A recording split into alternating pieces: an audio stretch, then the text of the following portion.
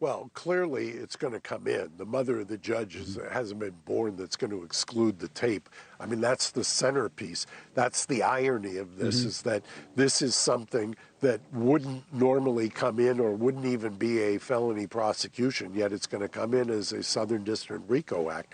And look, you read that indictment, and they all but telegraph in the indictment that there are other defendants that are going to get superseded into this case. Yeah, and that's why the quiet has been deafening, to use the cliche. Do me a favor, Sarah, make any point you want, but for those at home who hear RICO, but make your point, but explain what RICO is and what Mark is talking about with why this comes in the Southern District. So two things. Number one, consent just is flawed and inapplicable. It's flawed because there's allegations that they were incapacitated, that they were under the influence. Secondly, it's inapplicable because it's a defense to kidnapping. It is not a defense to RICO. It is not a defense to sex trafficking. It is not a defense to prostitution. So consent is flawed. RICO, so long as you have a predicate act that occurred within the last 5 years, statute of limitations, a federal statute of limitations, which subtly is the witness tampering. The fact that Diddy in 2023 picked up the phone and called some of these people trying to silence them. When you have at least one offense that occurred within the last 5 years, it opens the floodgates, and Mark knows this well. It is the bane of our existence because it has such wide reach, lengthwise and width, and all this evidence comes in. And so the fact that Cassie video and all these things have expired statute of limitations, it doesn't matter because after that 5 years, the government can go back decade by decade and sweep in all of this other misconduct that maybe it might not even be unlawful under federal law. So Jennifer, it's unlawful under state law. RICO is also the name of one of Sarah's dog, by the way. But the point here, Jennifer, is people will look at this, and I'm not saying in court. I'm saying, but this is going to be a public affair as well. RICO, that's like for the mob. That's for cartels. That's an organized crime thing. Why are they going after a rapper for RICO? Because he partied too much. How do you see it?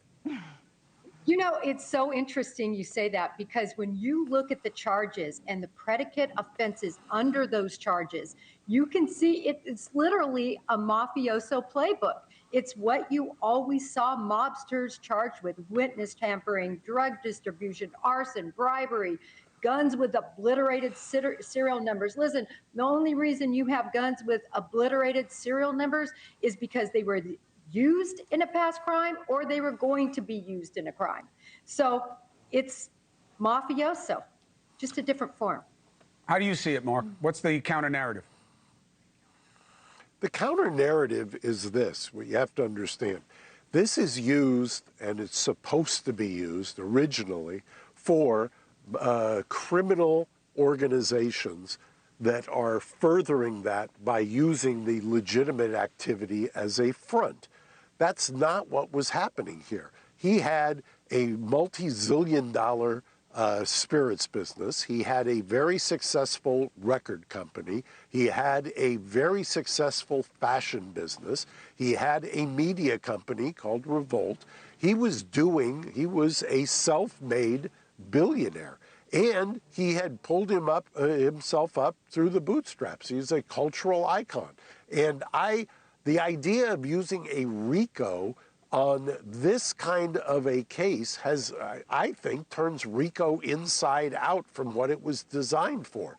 I'm not so sure that he's going to get traction because, he has now been so demonized that it's easy always to use the bad facts or the demon person as an example when you want to get them. But there is a narrative here, a counter narrative here, that this is something that should not happen in the criminal justice system. I mean, it is some of this. I've heard. Well, it was about consent. Sarah was saying that. There aren't allegations that the sex took place only because of the drugs. It was that there was sex and drugs. Remember, we used to, I'm old enough to remember when it was sex, drugs, and rock and roll. I mean, we've just conflated stuff.